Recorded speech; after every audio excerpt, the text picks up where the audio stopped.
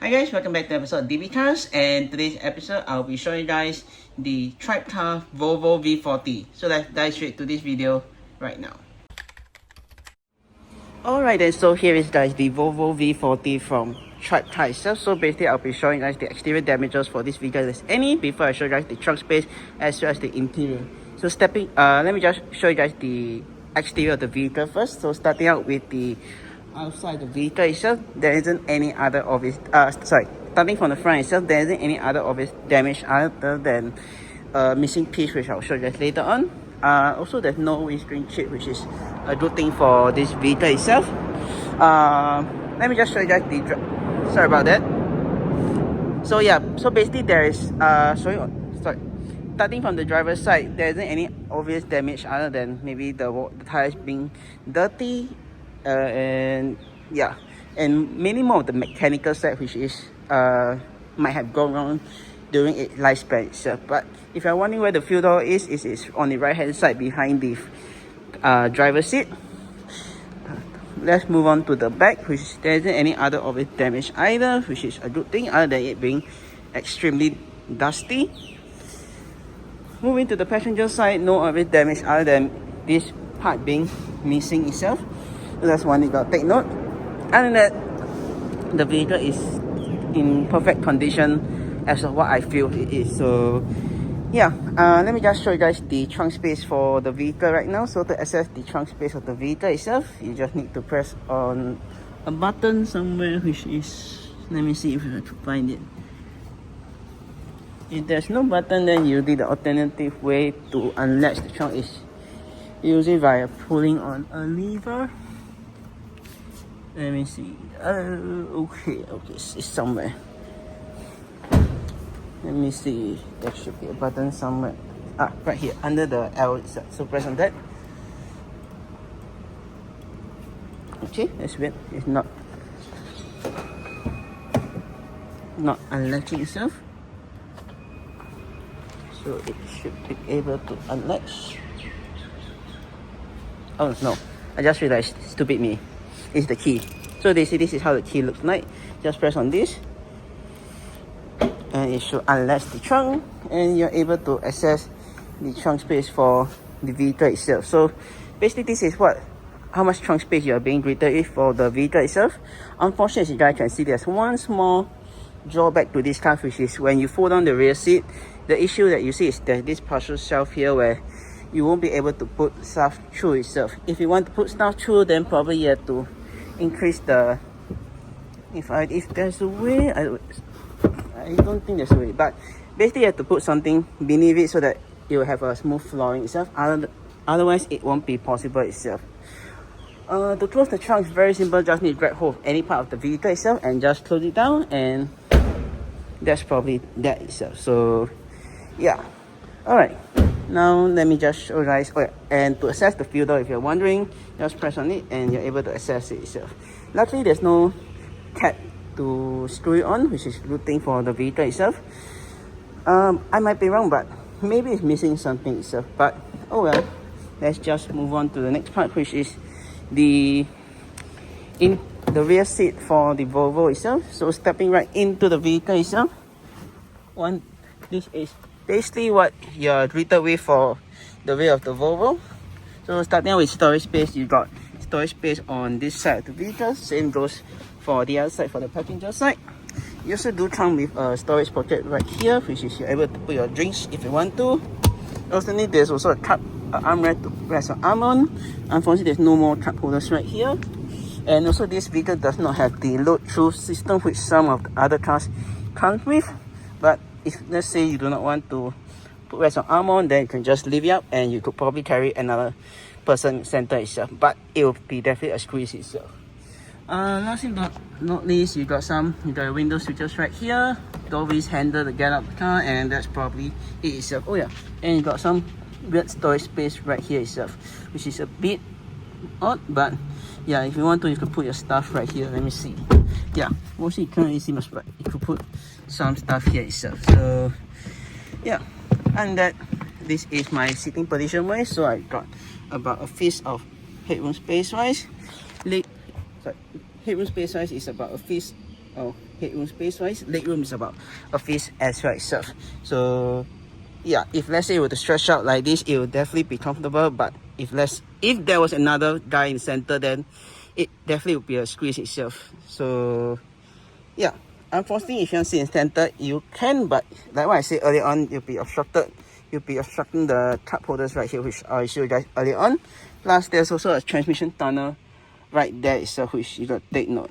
And that's about it for the rear of the Volvo. Now, let me just show you guys the front of the vehicle itself. So this is how it looks like, if anyone is wondering. Okay, stepping out of the vehicle itself, one thing you got to take note for people that's taller than 1.8 meter tall, 1.7, you got to take note of this pillar right here, which if you're not careful, then you probably will hit this part as well as this part of the door itself. So stepping right out, this is basically and into the front of the vehicle. This is what you're being greeted with.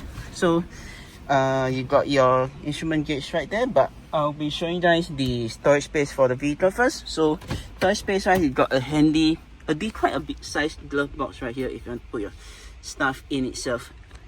Moving along, you got another storage space right here, but unfortunately this has been occupied by the OBD reader, so you can't really put any stuff here. But if the OBD reader was actually put here or maybe on the driver's side, then you could have, this would have been maybe another alternative spot to put your stuff itself. But fortunately, that's not really the case itself. So yeah, moving along, you got two cup holders right here with a 12-volt socket outlet if you want to charge your devices.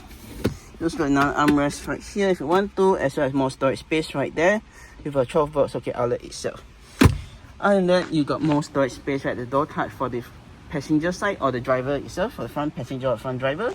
But that's about it itself for storage space wise. Moving along, you got, talking about the center armrest itself or the center console, you got your manual handbrake right here, your gear selector right here with its respective gear. So you got park, reverse, neutral and drive, and sports mode. Sports mode just need to shift to the left and you'll activate sports mode itself.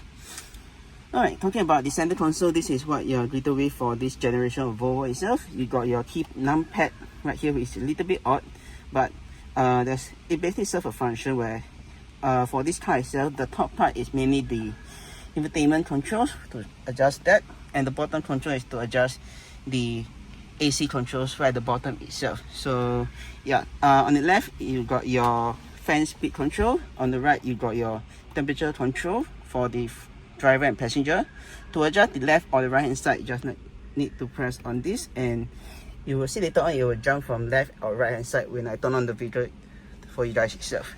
Another thing is you got a volume control switch knob right here to adjust the volume for the entertainment, and you got your tuner right here to adjust all the various things you know about the car itself via the shortcut keys at the top itself. So yeah, moving on top, you just got a hazard light button right here. This select to open and close the air vent and your infotainment itself. Right at the top near the instrument cluster, you got your start stop button to turn on and turn off the vehicle itself, and this slot right here is to put in the car key itself. So yeah, alright, now let's talk about the wheel itself. So the wheel itself, you got your cruise control on the left, then you got your infotainment control on the right hand side itself. So to set the cruise control, just press on cruise, increase and decrease. Then these two I'm not really too sure what it is, but if you guys know, do drop in the comment section down below itself.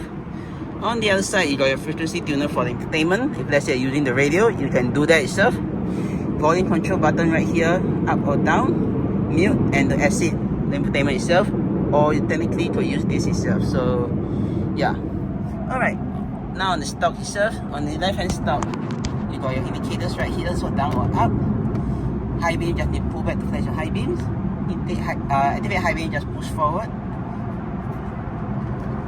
So yeah, and this OK button I'll probably figure out later when I turn on the vehicle. And let's move on to the other side right now. So the other side, you got your wiper stop for the front wipers. You got your frequency adjusting right here. This was the rear windscreen if I'm not wrong. So yeah, I could be totally be wrong, but I would probably check it out. I would maybe try the function when I turn on the vehicle itself. So yeah. Alright, last but not least, you just got your light control switches right here. So basically you got your main headlight control right here, your fog light. Oh yeah, and I just realized this is to another way to access the trunk, which is by pressing this button itself. You got your headlight dimming switch right here, as well as your instrument brightness right here itself. So yeah, all right. Moving on, you got your 4 window switches right here. This to prevent people from rolling on the windows, and you got your adjusting mirrors right here via pressing the left or the right hand side button, and you can adjust with this knob right here. Right at the top is got your function to lock and unlock the vehicle car doors if you do not want anyone to come in or come out of the car itself. So yeah. Last but not least, you got your sun visor right here, which does not come from come with a mirror, and also can be swiveled to left or right hand side if you want to itself, which is basically just like that for the driver's side, and the same for the passenger side itself. So just like that. Unfortunately, the mirror that comes with it is not the stock one, has been replaced with the aftermarket one, which look much bigger. That's one thing to take note. And that you got a main light switch on either side, and you can also press the both to turn on itself. Other than that, that's about it for the vehicle itself. Now let me just turn on the vehicle and show you guys more about the car itself. And speaking about the key, you got your lock unlock function right here. This to access the trunk, this to flash your hazard light, and this is for the light switch, which I will probably, let me see what this does. Nothing. So yeah, but if you want to turn on the car, you just need to slot this in. Slot this in, phone the brake, start the engine, and this is what you're being greeted with once the vehicle is turned on. So basically, you got your fuel gauge on the far left. You got on your fuel gauge on the far left. Right there, you got your eco button, which is a little bit weird. Speedo in center, rev gauge, and your gear there in, which is right there itself. Alright, let me just show you guys the main screen right here itself, which you could adjust. Let me see. Okay, to adjust that, you got a knob right here. So basically, just click on my car, which is this one. Sorry. Basically, press OK. Then you're able to control various functions of the car itself. Let me just show you guys the temperature switch, which is right here. So press on that. So right now is okay. So right now it's on the left hand side. If I have to press again, it'll jump to the. This is for both the temperature. So if I have to adjust this, you're able to see it will adjust both sides itself. If I just want to adjust one side, adjust that, then you can just adjust quantity itself. So yeah. Other than that, oh yeah, my car, which is this. Then you can cycle through the buttons right here itself. So basically that's that. Alright, so to cycle through this function right here is via this knob right here. So basically click OK, click this right here so that it will just cycle through all the function. Then, so yeah, basically that's that.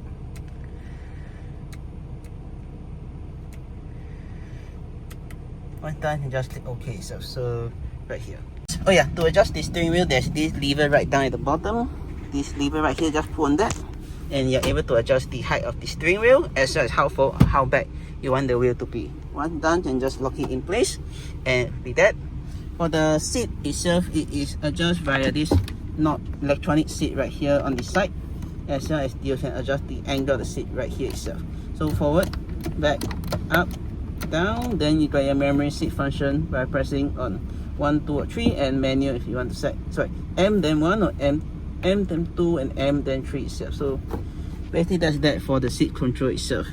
If you want to access, oh yeah, and lastly, if you want to access the engine bay, the lever is right there to pull it itself. So yeah, and that's about it for the vehicle itself. If you guys enjoy the vehicle review itself, do click the subscribe button down right below to see more videos like this, or click the subscribe and click to see my 2 other videos. And with that, I will see you guys in my next video.